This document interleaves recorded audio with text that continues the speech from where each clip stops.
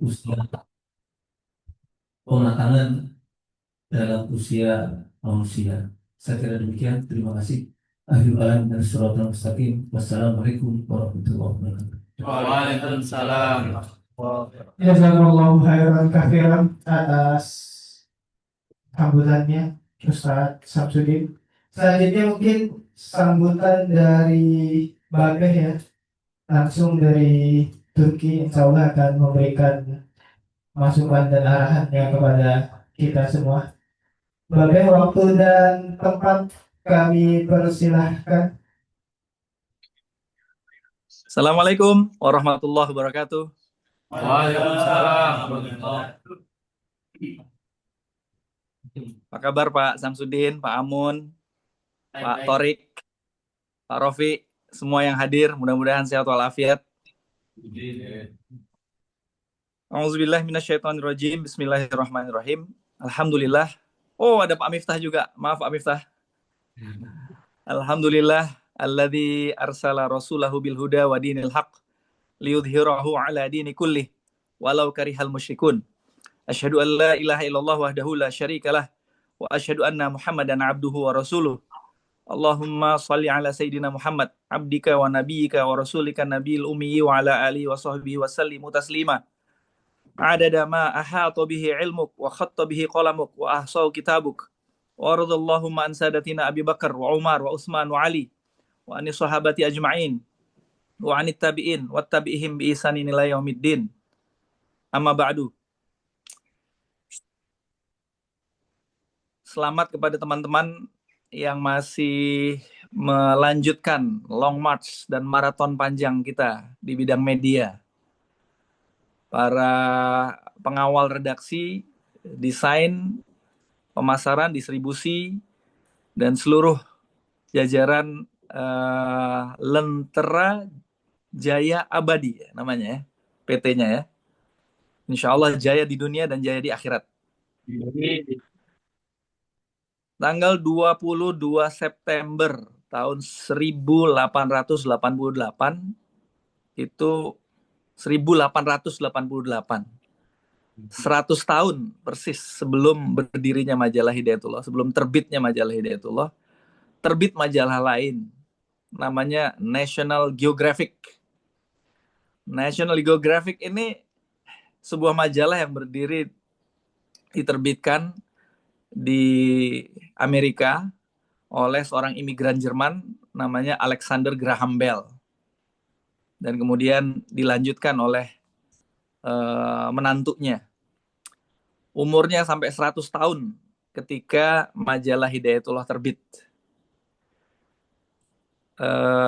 Kami waktu itu sebagai anak SMA yang ditugaskan oleh Ustadz Abdurrahman dan direkrut oleh Ustadz Hamim Tohari untuk ikut membantu majalah Hidayatullah, dibawain majalah National Geographic bekas oleh Pak Bowo.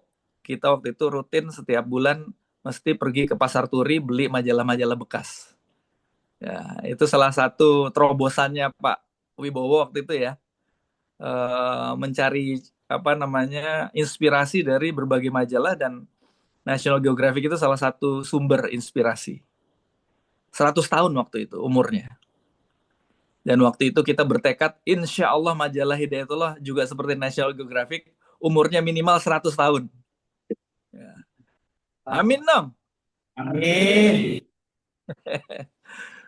Ya, tidak dalam bentuk majalah cetaknya, tapi dalam bentuk gagasan, gerakan, dan juga wujud media dalam bentuk yang seperti tadi disebut oleh Pak Samsudin, melalui inovasi dan terobosan.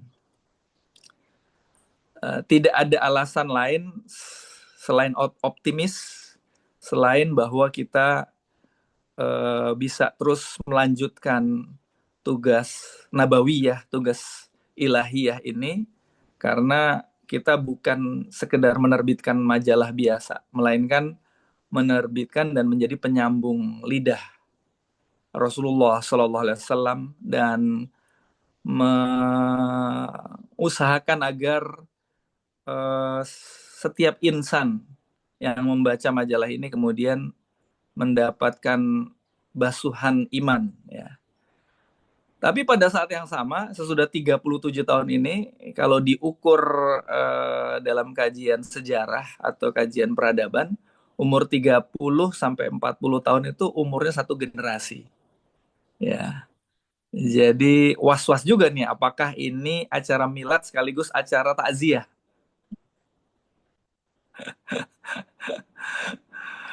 Insya Allah enggak. Ya, insya Allah enggak.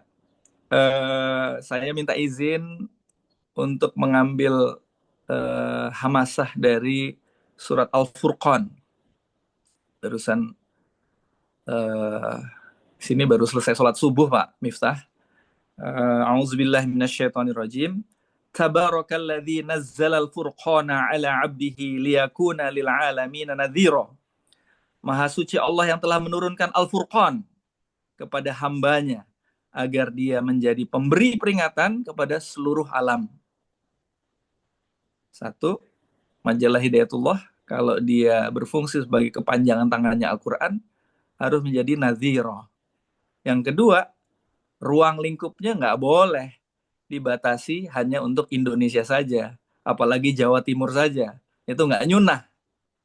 Kalau ngikutin Al-Quran dan ngikutin sunnah Rasulullah SAW, harusnya setelah 37 tahun ini bisa menjangkau sampai ke Kuba, Havana, sampai ke Korea Selatan, sampai ke yang lain-lain. Dan ternyata memang kenyataannya begitu. Lewat websitenya, lewat Instagramnya, lewat YouTube-nya, sekarang berbagai negara bisa mengakses. Tinggal bahasanya lagi aja. Tinggal bahasanya diperbanyak.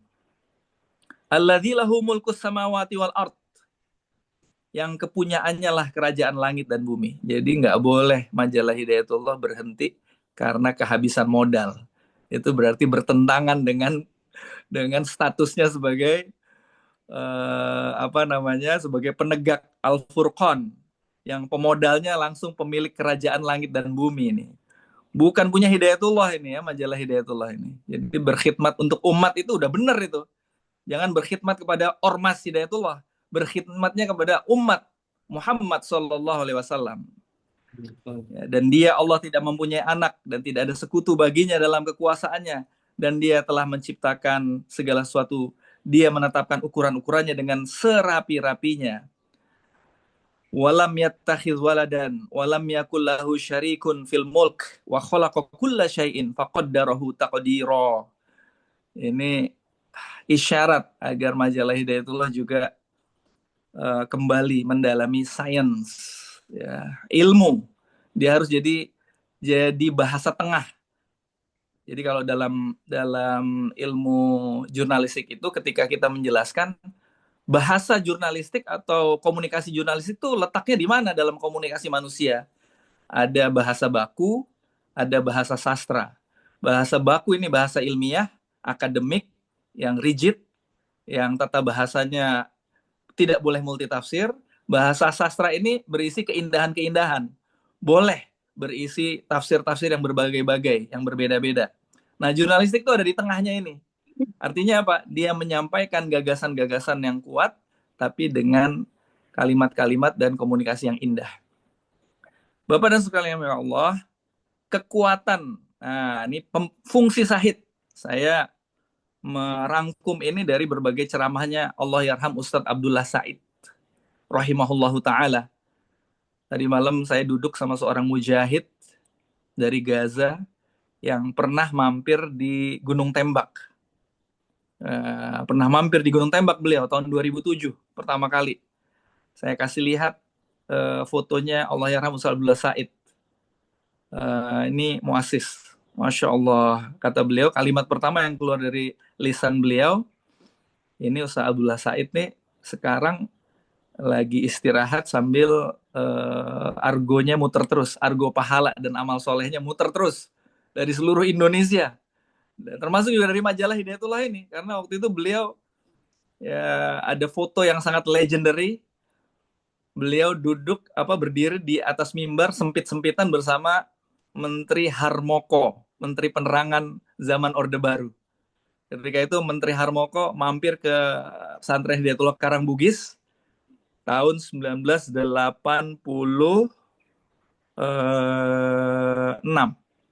86 mampir di Karangbugis, kemudian menyampaikan sambutan. Waktu itu Safari Ramadan ya, terkenal ya, Pak Harmoko. Kita doakan Allah mengampuni beliau. Safari Ramadan, kemudian ujung dari Safari Ramadan itu di Karangbugis. Nah, belum turun Pak Harmoko, Ustaz Abdullah Said naik ke mimbar juga, sempit-sempitan berdua waktu itu di dalam mimbar, langsung menodong menteri waktu itu, kami punya majalah tapi belum dapat siup Pak, gitu. Siup ini surat izin usaha penerbitan pers. Di zaman Orde Baru, surat izin ini adalah surat sakti. Nggak boleh orang bikin koran, majalah, penerbitan reguler kalau nggak punya siup. Adalah pelanggaran pidana. Tidak seperti zaman sudah reformasi. Hari ini milad Hidayatullah majalah Hidayatullah ke-37, Rofi sebagai pelanjut majalah Hidayatullah bisa kapan aja menerbitkan majalah lain sendiri. Nggak pakai izin pemerintah, bisa. Ya, bahkan mau bikin media sebanyak mungkin pun nggak ada masalah. Tapi di zaman Orde Baru itu, kalau kita nerbitkan penerbitan rutin, harian, bulanan, mingguan, tanpa izin penguasa Orde Baru, itu pelanggaran pidana dan bisa dipenjara. Maka kita lihat nih, caranya Ustadz Abdullah Said itu menangkap peluang. Ya, begitu naik ke atas mimbar langsung. Gitu.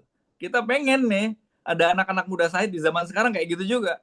Pak Prabowo ada di mana tiba-tiba muncul gitu di panggungnya, atau menteri apa gitu kemudian terobos masuk gitu. Kita pengen anak-anak seperti itu ya, Imad bin Miftahur Rahman ya, itu harus jadi penerobos kayak gitu.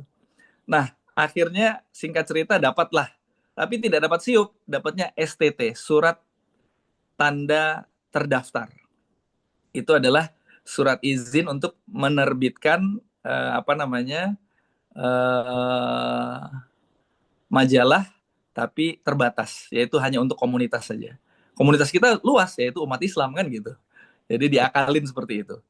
Nah, fungsi majalah Said itu saya catat ada 5. Yang pertama, sebagai pembasuh hati dan penyegar ruhiyah. Ya, orang kalau baca majalah Hidayatullah di awal-awal itu, di zaman itu, tahun 88, 89, 90, seperti mendapat siraman ruhiyah yang segar. Ya. Kemudian yang kedua, penggoncang dan penajam akal. Gagasan-gagasan dakwah, gagasan-gagasan pengembangan kemasyarakatan yang disampaikan lewat tulisan-tulisan Ustaz Abdullah Said yang merupakan transkrip dari ceramah-ceramah beliau maupun tulisan-tulisan beliau pada awalnya. Kemudian pada tahap berikutnya ditulis oleh tim Ustaz Hamim Tohari, Ustaz Abdurrahman, Ustaz Allahyarham, Ustaz Muhammad Husaini, Ustaz Insinyur Sulaiman, Allahyarham, Ustaz Rahmat Rahman, Allahyarham, Ustaz Aunur Rafiq, Syahidun, Allahyarham, kemudian Ustaz Mansur Salbu, ya, last but not least, itu adalah gagasan-gagasan yang segar di masa itu. Yang ketiga, majalah Said itu adalah provokator amal soleh atau aksi. Ya, orang kalau baca majalah Said itu nggak bisa kayak diem aja gitu, kayak merasa harus berbuat sesuatu. Ya, Ustadz Agis Mahruri yang sekarang jadi wakil bendahara di Dewan Pengurus Pusat Hidayatullah itu sedang dalam perjalanan ke Kalimantan Timur itu di ITSI itu, karena diangkat sebagai guru dengan gaji yang luar biasa pada waktu itu. Lulusan IKIP Jogja dijanjikan gaji yang luar biasa oleh perusahaan kayu lapis untuk menjadi guru di sekolah di tengah hutan.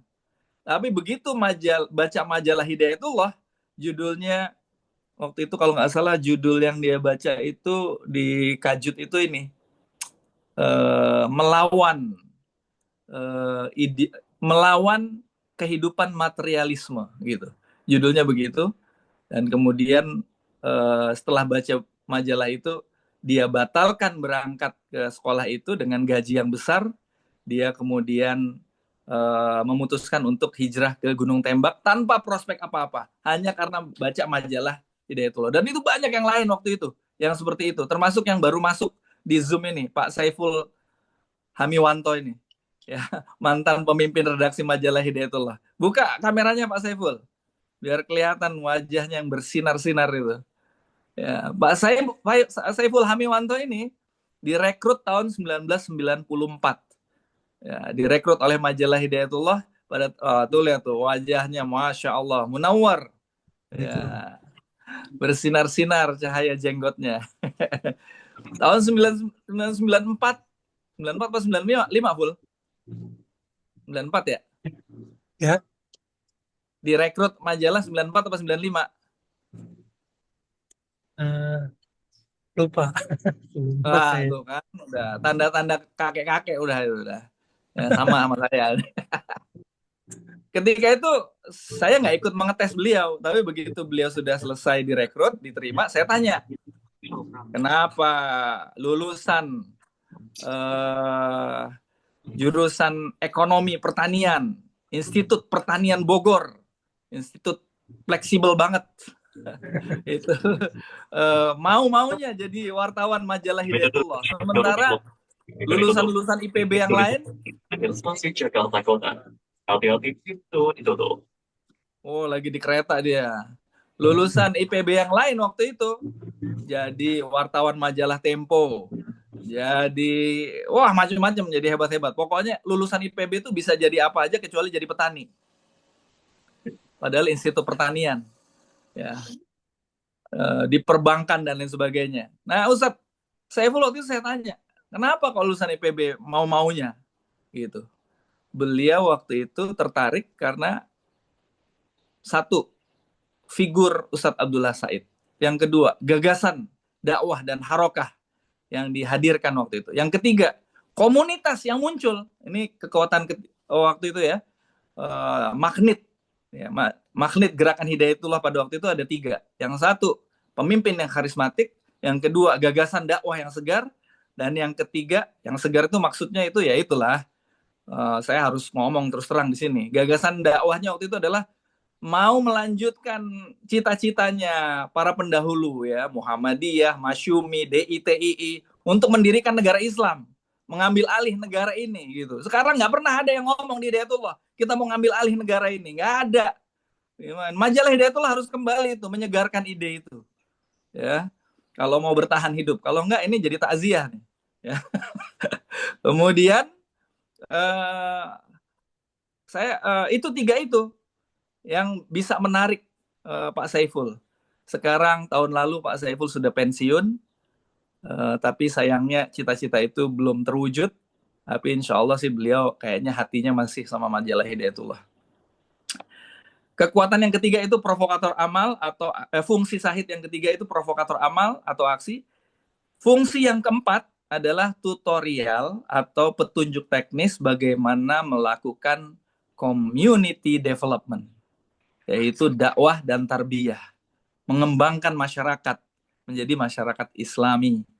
Kemudian yang kelima, fungsi Sahid itu adalah sebagai pembangun jaringan harokah. Dulu majalah Hidayatullah itu adalah suatu perekat berbagai harokah yang lain sehingga ngumpul itu. Ya, Laskar Jihad Ahlus Sunnah wal Jamaah dekat sama majalah Hidayatullah. Majelis Mujahidin dekat sama majalah Hidayatullah. Muhammadiyah dan NU agak jauh waktu itu.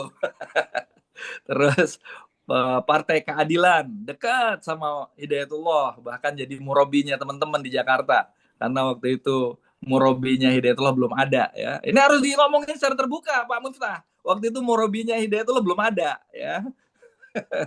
Makanya orang Hidayatullah waktu itu ada yang jadi Salafi, ada yang dekat sama Hizbut Tahrir, ada yang dekat sama Hizbul Adalah wa Tanmiyah. Teman-teman sekalian, sesudah 37 tahun, maka pertanyaan terbesarnya itu bukan cuman untuk majalah, tapi juga untuk gerakan ini, untuk harokah ini, untuk harokah dakwah ini. Ya, apa fungsi kita yang mau kita lanjutkan?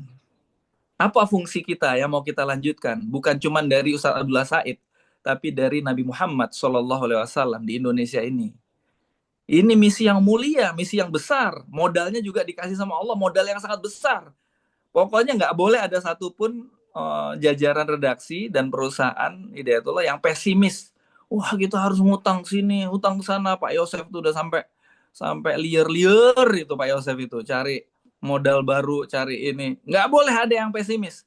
Karena ini adalah gerakan yang modalnya sudah diberikan oleh Allah Subhanahu wa taala dengan modal yang sangat besar. Modal yang beratnya lebih daripada dunia dan seluruh isinya dan langit dan bumi. Jadi nggak ada ruang untuk pesimis. Harus optimis. Dan optimismenya itu bukan cuma sekedar optimis, majalah bisa lanjut. Itu kecil itu, optimis yang kecil itu. Optimisnya itu adalah bahwa pokoknya sampai 100 tahun ke depan, ikhtiar untuk melanjutkan risalah ilahiyah, risalah Qur'aniyah, dan risalah nabawiyah ini harus berlanjut. Saya tutup sambutan ini dengan kalimat dari Said Qutb dalam pengantar tafsir fi zilalil Quran yang saya rasa, menurut saya itu roh dari kalimat ini sama dengan apa yang menjadi pikirannya Ustaz Abdullah Said ketika menerbitkan majalah ini. Apa yang ditulis oleh Said Qutb di pengantar tafsir fi zilalil Quran itu, beliau mengatakan, bacalah fi zilalil Quran ini karena aku menulisnya sebagai alat untuk mendekatkan kalian kepada Al-Quran. Ketika kalian sudah dekat dengan Al-Quran, tinggalkan fi zilalil Quran. Nah, ini semangat yang luar biasa ini. Jadi kita itu jangan justru kalau kita menerbitkan majalah Hidayatullah ini mau membesar-besarkan majalah Hidayatullahnya atau membesarkan Hidayatullahnya, insya Allah pasti Hidayatullahnya makin kecil dan majalahnya makin bangkrut. Tapi kalau kita ingin membesarkan dan meninggikan Allah dan melanjutkan misi Al-Quran, insya Allah majalahnya dan harokahnya akan ikut makin besar. Wallahu a'lam bishawab. Wassalamualaikum warahmatullahi wabarakatuh. Waalaikumsalam warahmatullahi wabarakatuh. Terima kasih Bapak atas arahannya yang sangat luar biasa. Memasuki acara selanjutnya,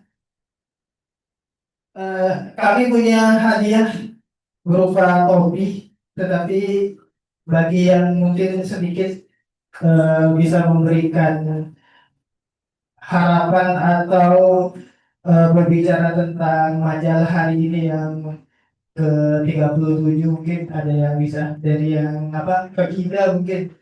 Nah, nanti kita kasih topi Sahid.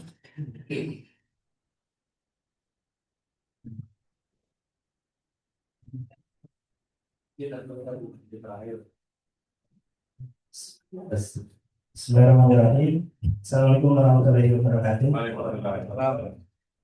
Alhamdulillah bahagia sekali bisa menghadiri rangkaian kegiatan milad ke-37. Niatnya adalah perjalanan panjang yang sudah dilalui. Dulu ketika saya bergabung di Hidayatullah juga tahun 2008, waktu itu ada seminar bedah majalah tahun 2008 dengan judul Membangun Peradaban Madinah tahun 2024. Berarti kan sudah lewat sudah 2024. Tapi kami meyakini dan sangat yakin melalui visi misi besar Hidayatullah, majalah Hidayatullah tetap eksis ketika bisa berjalan di atas rel untuk membangun peradaban Islam. Mudah-mudahan di tahun berikutnya majalah Hidayatullah semakin eksis dan diminati oleh masyarakat Islam di seluruh dunia. Demikian, Assalamualaikum warahmatullahi wabarakatuh. Waalaikumsalam. Itu topi spesial ya. Kalau mau pesan banget ke Mas Iman.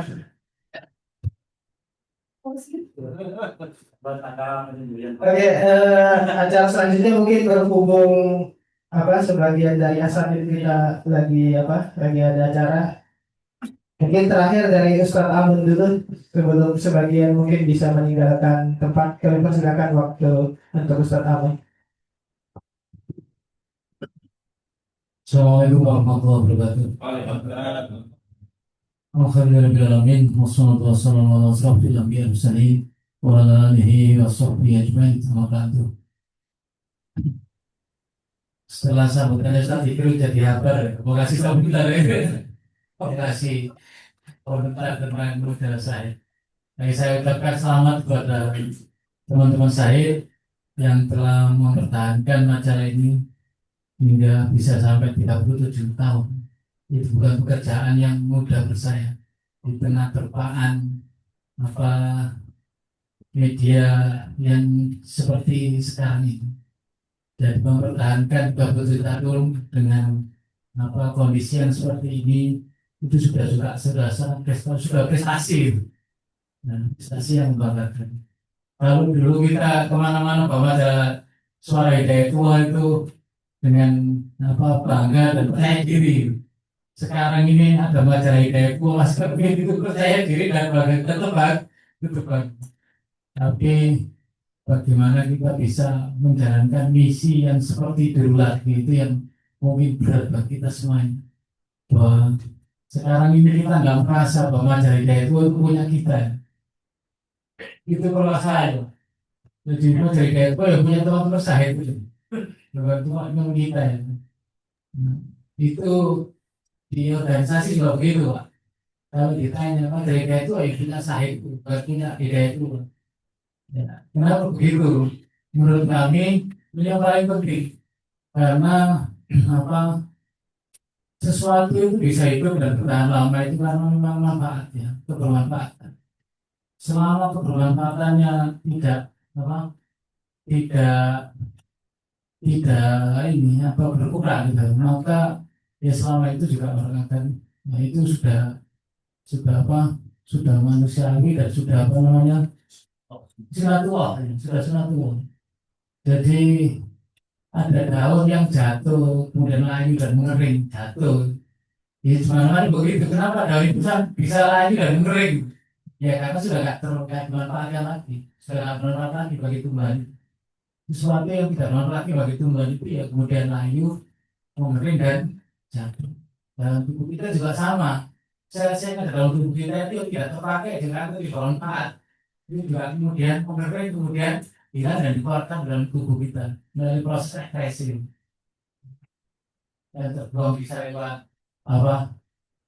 Bisa lewat keringat, bisa lewat air seni, bisa lewat macam-macam.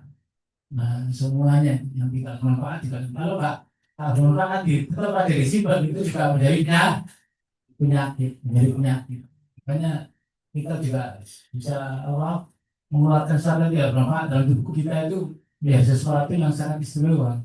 Nah, saat apa kita ini masih bisa bermanfaat bagi apa aku yang lain, kemudian bagi sesama manusia yang lain, maka saat itu juga itu masih dibutuhkan.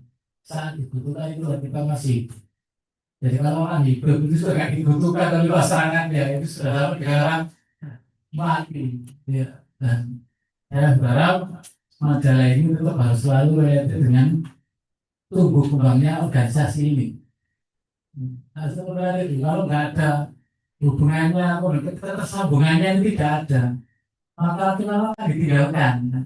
Ditinggalkan jangan jauh-jauh, ya ditinggalkan sama ayah sendiri, bukan orang lain. Karena tidak ketersambungan. Nah, ketersambungan apa? Ketersambungan melalui ya informasi hal-hal yang akan menjadi gerakan besar dari organisasi ini yang ada di majalah itu, yaitu majalah sebagai apa suaranya itu, makanya namanya sahid suara itu, karena betul-betul dari suaranya itu dan suara-suara yang lain. Nah, majalah kelebihannya kalau apa ya, media itu kan bisa masuk ke ruang-ruang sunyi yang tidak bisa tertembus. Saya masih ingat, saya masuk ya itu tahun 96 Pak, 96 awal kan. Tapi saya berinteraksi dengan suara hidayah tua itu sekitar tahun 92. Jadi saya ke Surabaya kuliah tahun 91, 92 saya ketemu majalah itu. Karena Pak kos saya kos di jalan di Kedingan di sekolah itu. Bapak kos saya itu dosen dosen IAIN, dosen IAIN. Beliau langganan majalah Sahid. Nah, biasanya saya cuma tahu di luar gitu, kemudian kan kok majalah bagus banget gitu. Nah, ternyata majalah Sahid. Saya kemudian baru tahu kalau majalah Sahid itu dikeluarkan dari Hidayatul saat saya masuk Hidayatul. Padahal saya tahun berapa 89 itu mengundang Ustaz Husaini. Sampai saya kelas 2 saya sudah mengundang Ustaz Husaini. Saya nggak tahu Ustaz Husaini itu dari Hidayatul. Dan dikasih nomor telepon atau alamat dari guru SKI saya di SMA. Nah, di Lamongan sana. Ustaz Husaini datang. Nah, setelah itu beberapa kali ketemu dengan beliau. Nah, dalam perkenalan seperti itu yang kadang kita tak sengaja kemudian memberikan daya dorong yang luar biasa untuk bisa terlibat dalam dunia dakwah, masuk bergabung dengan budaya itu. Nah, kenapa? Ya karena keterikatan suara Hidayatullah dengan dengan suara Hidayatullah. Jadi maksud saya itu gini loh, kalau semakin lama teman-teman yang berkecimpung di majalah Hidayatullah ini kemudian semakin jauh dari organisasi, jadi tidak terlibat dalam organisasi langsung. Itu saya juga semakin menjauhkan kita ini dari keterikatan itu, semakin menjauhkan kita dari keterikatan itu.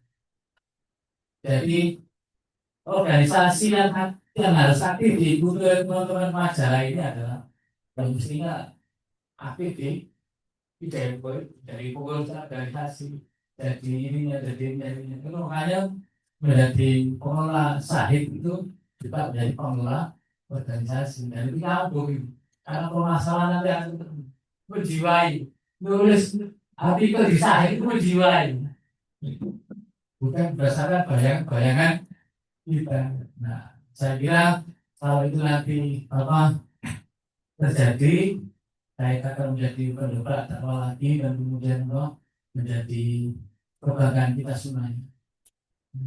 Jadi bangga dan pede. Bukan Sahid itu bangga dan pede. Sama dengan bukan hasil radiografi. Dulu kan ada mahasiswa bukan hasil radiografi di puasa. Jatuh kok kita lagi ya. Kita dasar hasil itu anggaran punya dian waktu bukan yang hasil radiografi. Nah, sekarang kan tinggal satu-satunya Sahid ini ada Islam yang harus kita support bersama. Nah, program kami adalah ayo sama-sama dengan organisasi ini bersama-sama saya berorganisasi besarkan majalah ini. Saya kira begitu. Terima kasih. Assalamualaikum warahmatullahi wabarakatuh. Waalaikumsalam. Mohon maaf ya saya tidak bisa juga Syukran jazakallahu khairan kepada Ustaz Ahmad Rawi yang telah menyempatkan